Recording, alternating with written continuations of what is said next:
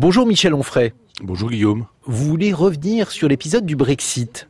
Oui, pas tant le Brexit que les réactions des intellectuels au Brexit. J'ai été un peu sidéré de lire la tribune de Bernard-Henri Lévy dans Le Monde ou de lire un entretien d'Alain Minc dans le Figaro avec beaucoup de véhémence, beaucoup de violence, beaucoup d'insultes et j'estime que on est toujours dans un climat de guerre civile en France depuis 1793 et qu'on ne peut pas sereinement échanger des idées, débattre véritablement sans insulter son prochain ou son voisin ou son interlocuteur. On peut être déçu parce qu'on croit à la formule libérale de l'Europe et estimer qu'effectivement il aurait mieux valu que l'Angleterre reste en Europe, du moins dans les modalités qui étaient les siennes et qui étaient déjà des modalités spécifiques, sans pour autant traiter les gens qui ont voté pour le départ d'abrutis, d'incultes, d'alcooliques, de vieux, enfin de toutes choses assez terribles qui font qu'on discrédite l'opinion qui n'est pas la sienne et on montre en même temps qu'on n'a pas d'arguments. Les attaques ad hominem n'ont jamais servi qu'à masquer le manque d'arguments. L'Europe libérale, elle existe. Ça fait un quart de siècle que cette Europe libérale, elle existe avec les pleins pouvoirs. Elle a donc produit un certain nombre d'effets. On peut juger ces effets. On n'a pas besoin d'être agrégé de sciences économiques et puis avoir 20 ans pour pouvoir juger de cette Europe qu'on a pu vivre. Et quand on dit de certains que finalement ils ont voté contre l'Europe, d'abord c'est pas contre l'Europe, c'est contre sa formule libérale, et ensuite que c'était les vieux qui ont plutôt voté contre.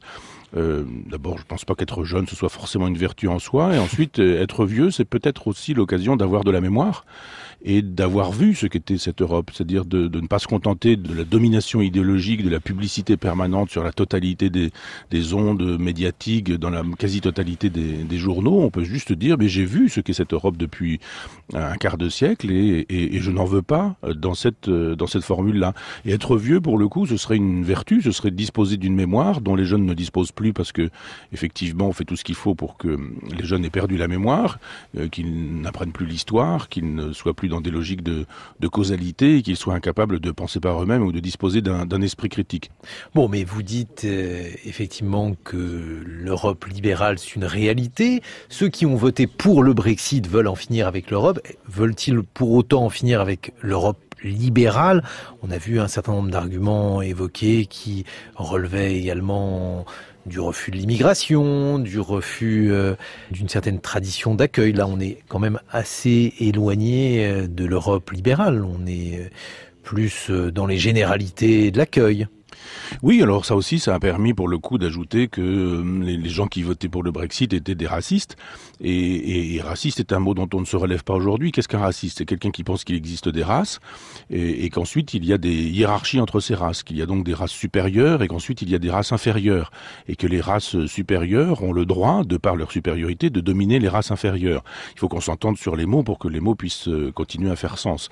Est-ce que c'est être raciste que de faire savoir que on a des problèmes avec les dépenses publiques d'un pays et que quand on est, par exemple, je pense à la France, quand on est en faillite, on nous le fait savoir depuis très longtemps, de Fillon jusqu'à aujourd'hui, tout le monde nous dit que la France est en faillite et on se dit mais comment se fait-il que une France en faillite trouve toujours de l'argent pour accueillir des immigrés ou pour faire des guerres à ces gens ou à des pays qui font que ces gens arrivent chez nous. Je pense qu'on peut poser le problème de l'immigration autrement qu'en termes d'accueil. Et là encore, travailler en philosophe en se demandant pourquoi les immigrés arrivent sur le territoire européen. Réponse, parce qu'on bombarde leur pays. Je suis dans une logique philosophique en me disant, mais quand arrêtera-t-on de générer les causes qui produisent cette immigration? Je ne suis pas contre l'immigration, je suis contre les causes qui les rendent possibles. Après, si les gens veulent venir en Europe parce qu'ils estiment que l'Europe est plus désirable, ils en ont tout à fait le droit et je trouve qu'il faut les accueillir dignement et correctement. Je pense simplement qu'on n'accueille pas correctement les populations immigrées depuis un demi-siècle qu'on les accueille. Ouvrir la porte en disant vous êtes chez vous, ça ne suffit pas. Il n'y a pas de cours d'alphabétisation, il n'y a pas d'invitation à consentir à la civilisation qui est la nôtre. Et j'estime que nous n'avons pas fait de travail pédagogique. On estime que quand on a ouvert les frontières, on avait fait tout ce qu'il fallait faire sur le terrain de l'humanisme. Moi, je pense que l'humanisme, c'est d'accueillir correctement et dignement les gens qui arrivent. C'est pas les accueillir dans des endroits qui sont transformés en ghetto où tout le monde perd sa dignité, ceux qui sont accueillis et ceux qui accueillent. Merci beaucoup Michel Onfray. On vous retrouve tout l'été sur l'antenne de France Culture où l'on entendra vos cours. C'est moi qui vous remercie, mon cher Guillaume, d'avoir été mon partenaire pendant cette belle année. Merci beaucoup. Déçu parce qu'on croit à la formule libérale de l'Europe et estimer qu'effectivement il aurait mieux valu que l'Angleterre reste en Europe, du moins dans les modalités qui étaient les siennes et qui étaient déjà des modalités spécifiques, sans pour autant traiter les gens qui ont voté pour le départ d'abrutis, d'incultes, d'alcooliques, de vieux, enfin de toutes choses assez terribles qui font qu'on discrédite l'opinion qui n'est pas la sienne et on montre en même temps qu'on n'a pas d'arguments. Les attaques ad hominem n'ont jamais servi qu'à masquer le manque d'arguments. L'Europe libérale, elle existe. Ça fait un quart de siècle que cette Europe libérale, elle existe avec les pleins pouvoirs. Elle a donc produit un certain nombre d'effets. On peut juger ces effets. On n'a pas besoin d'être agrégé de sciences économiques et puis avoir 20 ans. Quelqu'un qui pense qu'il existe des races et qu'ensuite il y a des hiérarchies entre ces races, qu'il y a donc des races supérieures et qu'ensuite il y a des races inférieures et que les races supérieures ont le droit, de par leur supériorité, de dominer les races inférieures. Il faut qu'on s'entende sur les mots pour que les mots puissent continuer à faire sens.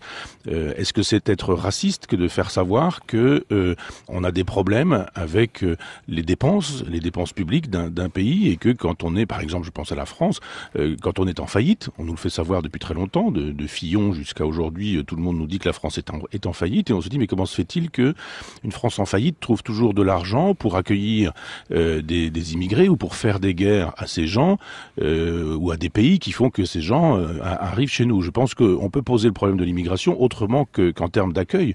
Et là, pour pouvoir juger de cette Europe qu'on a pu vivre, et quand on dit de certains que finalement ils ont voté contre l'Europe, d'abord c'est pas contre l'Europe, c'est contre sa formule libérale, et ensuite que c'était les vieux qui ont plutôt voté contre.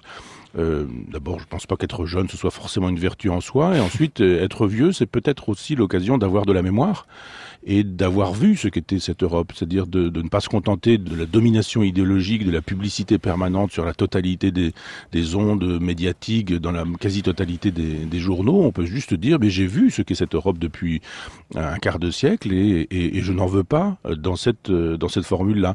Et être vieux, pour le coup, ce serait une vertu, ce serait de disposer d'une mémoire dont les jeunes ne disposent plus parce que, effectivement, on fait tout ce qu'il faut pour que les jeunes aient perdu la mémoire, qu'ils n'apprennent plus l'histoire, qu'ils ne soient plus dans des logiques de causalité et qu'ils soient incapables de penser par eux-mêmes ou de disposer d'un esprit critique.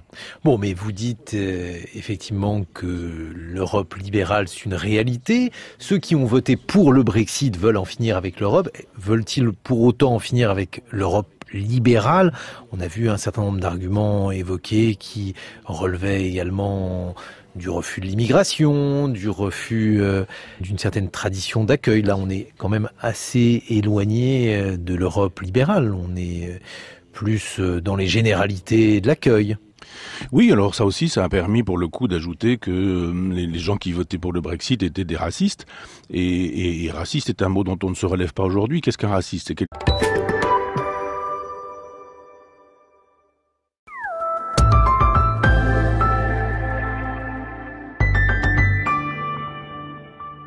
Bonjour Michel Onfray. Bonjour Guillaume. Vous voulez revenir sur l'épisode du Brexit?